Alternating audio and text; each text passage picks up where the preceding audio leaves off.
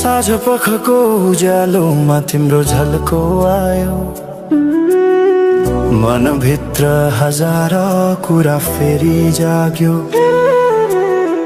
भुल्ने प्रयास गर्दा पनि भुलिन्न तिमी, यो माया कति गहिरो रहेछ बुझ्नै सकिन।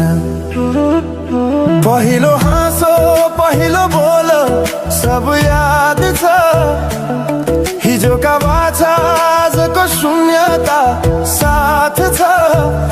जीवनको रंग नै हरायो अचानक,